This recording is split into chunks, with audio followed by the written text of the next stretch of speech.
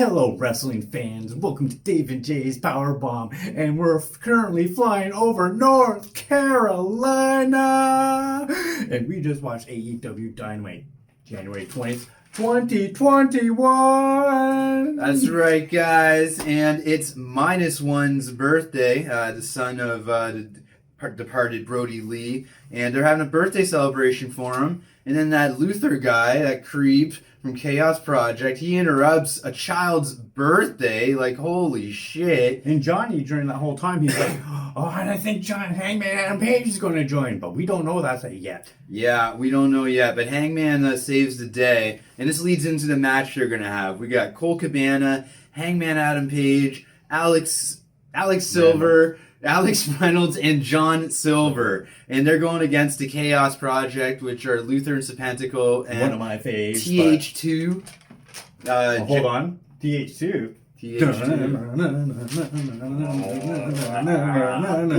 Okay, we got that out of the way. Yeah, Jack Evans and Angelico. So they're having a four-way tag match. And it's getting crazy. -1 has to get in there with a kendo stick smash to, I think... he had to save the cake from properly being destroyed. That's right. He had to smash his face into the cake. I think it was Luther. Yeah, he's trying to spoil his kid's birthday. What a complete scumbag. And then... a friend of Jericho's. Their old days in Japan, that's right. Yeah, Jericho had to beat the crap out of him. And then they hit this crazy combo move, which is like the German suplexes into that buckshot lariat. Big kick. Yeah, you might have seen John Silver and Alex Reynolds do this combo, but it had Hangman Adam Page doing the big old buckshot lariat clothesline. Did that line not look awesome? It was pretty good.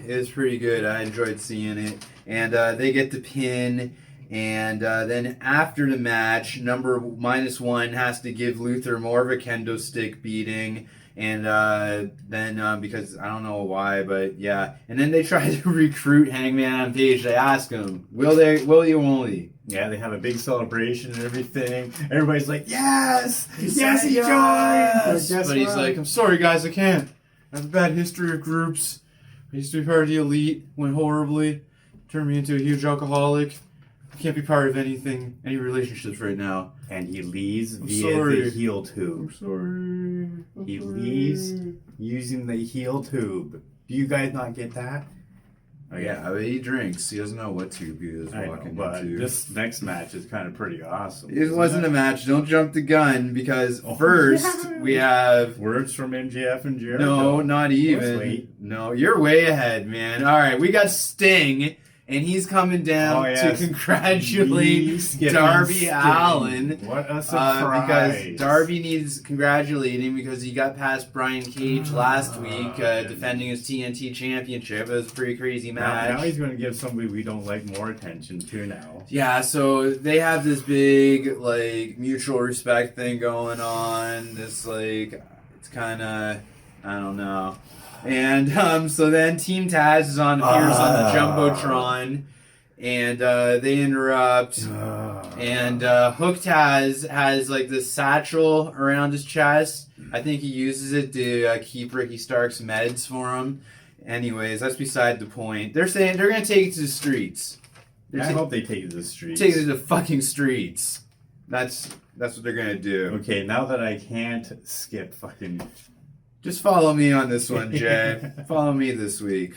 All right. So now we have Kenny, and he's trolling the Young Bucks at home. The Young Bucks is great. The Young Bucks show up at Kenny's place, and Michael Nakazawa is Kenny's new butler, I guess. It's pretty hilarious. And there's this creepy painting that Don Callis got commissioned to Kenny, and it's a weirdo pose. We'll have a picture of it up there for you guys to see for yourself. Picture says 1,000 words. And then the Young Bucks are like, we can't get a hold of you guys. And Callis is like, what number do you guys have for Kenny? We had to change our number, a week and a half ago. Crazy fanboy marks and other industry nitwits calling us down because we're the greatest shit in professional wrestling. And then Callis offers to cut them a check. Young Bucks aren't having it. They're saying, yeah, we made more than this in the Tokyo Dome last month. And then I guess they're going for a super kick, or will they or won't they? I don't think they went for a super kick. I didn't see a super kick. You heard the sounds of somebody getting the beat down, though. Did you? Okay. I did. Okay. Cool. All right. So then we go to a great match. We have a favorite of Jay and I's, even though he's a big psycho. And I'm not talking about Cody Rhodes. I'm talking about Pretty Peter Avalon. And he is one-on-one against Cody Rhodes. Okay. And this might be Peter Avalon's Dynamite debut. Pretty sure it is. Might be. He's been on a winning streak on Dark. Yeah, I think they said five match winning streak. Cody's coming down to his Snoop Dogg remix theme song. Still takes him like 2.5 minutes to get to the ring. He hits an instant crossroads on Peter Avalon. Yeah, we think it's going to be a squash. I'm feeling match bad. going Like, on Peter here. Avalon, come on, man. You just take a crossroads. Like, let's get more than this. But then Jade Cargill appears on the ramp. His favorite thirst trap. And, she's a big, powerful woman. And I don't know what she says to Cody. I think she has a mic. She's like, I was just looking at her. And then so is Cody, because that allows Peter Avalon to hit a low blow. Well, the ref was also distracted by Jade Cargill. These low blow kicks I've ever seen. It was a kick, yeah. And then, that allows Peter Avalon to stay in the match. So they go past the commercial break. Peter Avalon hits a superplex on Cody off the top rope. He goes for a moonsault, misses it, which allows Cody for some offense. But Cody's got some type of weirdo knee injury going on. I don't know. Something happened to his knee. It was just getting worked on by Peter. Okay. That's about it. And then I start calling Peter the Dream Killer because I think Peter's going to win this match.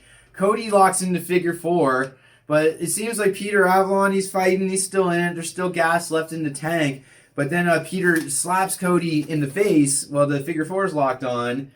Then Cody goes for the face. Yeah. He doesn't want to get hit in the face. He needs to keep it pretty. He's pretty. He needs to keep it pretty for the Pretty Peter pageant. Yeah. And I'm so gonna win that. then we have a backstage segment with Jungle Boy and Tully and those guys. I don't know. I guess it's going to be Jungle Boy versus the bald FTR guy. I put down words from FTR, Jungle Boy versus Dick Handjob. I put down Marko versus Tully. Oh, okay. So then, It's actually going to be Jungle Boy. so then we cut. Moxley's coming to the ring. Mox is in action tonight. Sound the alarms. I swear, he drooled coming to the ring. I'm going to go and find that picture. We're going to do a time lapse of the drool coming down. Is this accurate about how this match went?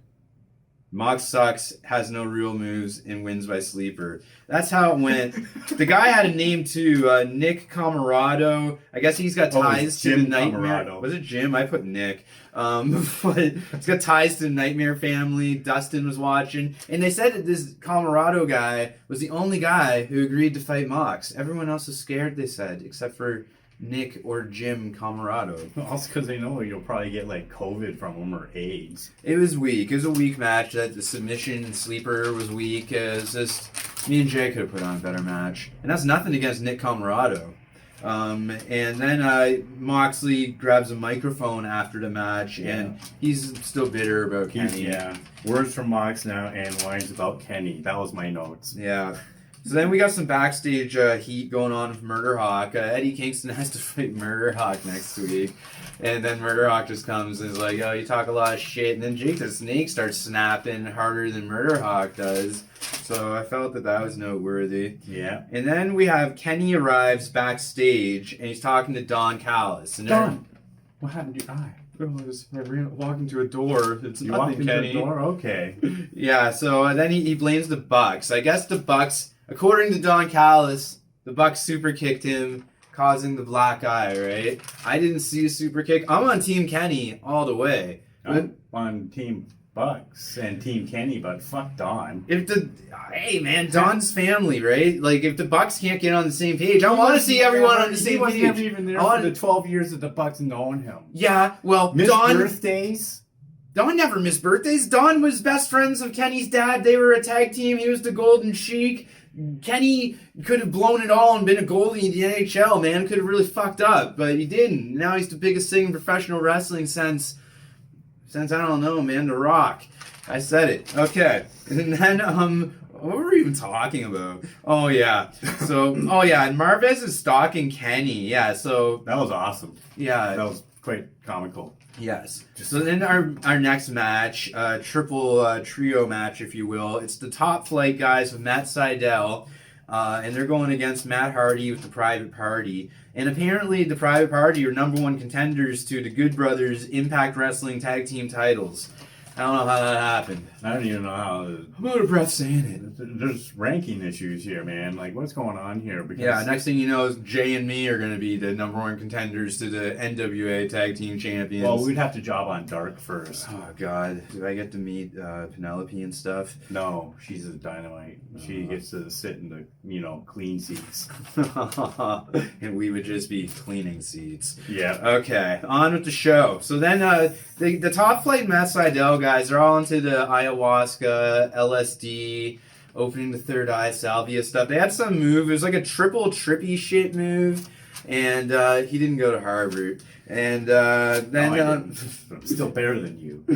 And then, they did some trippy triple shit move. And like the triple leapfrog. Yeah, and then the triple lay on the ground where the guy hops over you. Everything was in triple. It was like bullet time. This was cool. I gotta stop talking about it. So then I think Matt Sydal hits a Hurricanrana on two guys, on both the Private Party guys. That's pretty cool. Yeah, I'm like, how does you physically do that? Did your foot detach and hook around their necks to help you? You must have big feet, right? I don't know. Maybe it was like that guy from The Boys who had that extra part, and never mind. Yeah.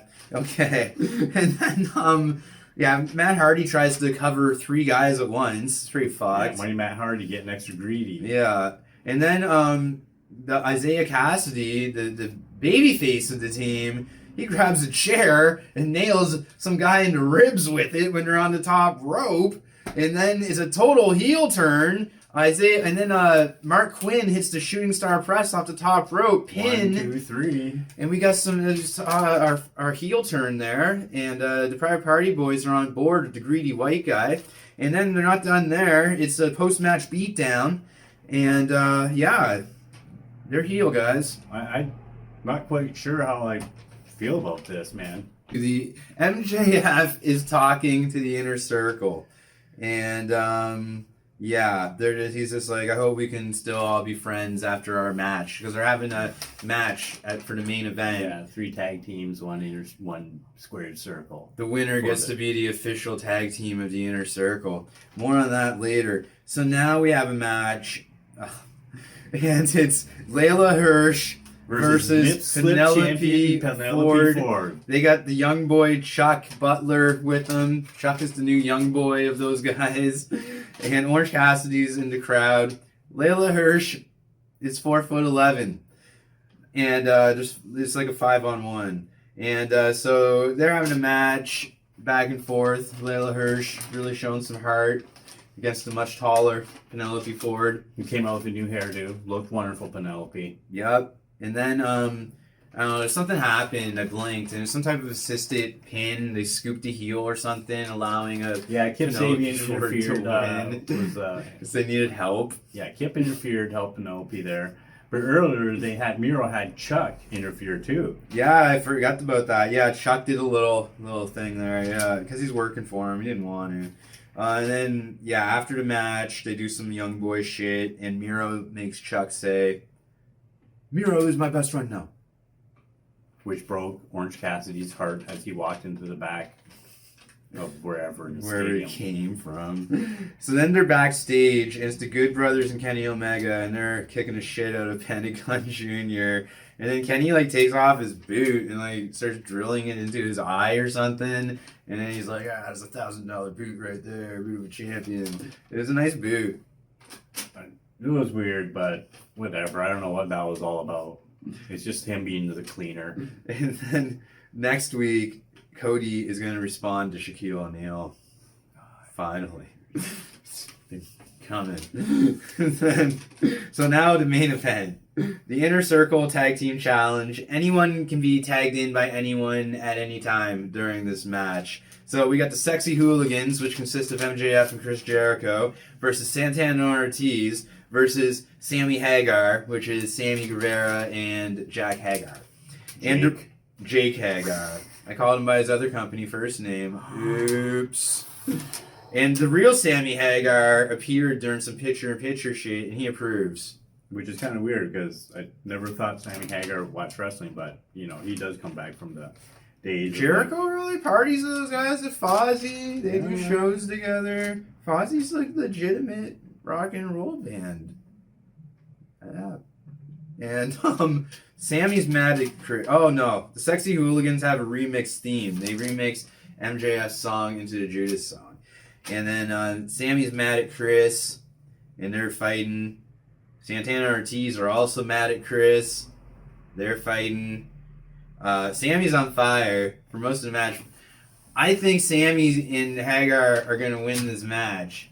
Am I right? I don't know, because more stuff happens first. Yeah. Sammy hits a reverse hurricanrana on MJF, which was pretty fucking crazy. And then Floyd, the baseball bat, makes an appearance. And then the Dynamite Diamond Ring MJF has makes an appearance. Both scared off by Jake Hagar. Yup. And then Jericho barely hits the Lion's Salt. But, I mean, it's understandable. He's emotionally conflicted. There's a lot of shit. They're feuding amongst themselves. It's nuts. It was basically a face plant, and his crotch maybe landed on Guevara a little bit. And then he hits a code breaker. But then Sammy's so pissed. He's so emotional that Latino heat, so to speak. And he hits the GTH, the go to hell maneuver, on Jericho. But then Wardlow's able to hit some type of distraction, which allows MJF to hook Sammy's tights. 1, 2. Does that third time come crashing down, Jay? Sadly, because he couldn't freeze Sammy's fucking shorts. He fucking... The Sexy Hooligans are the new official tag team of the Inner Circle.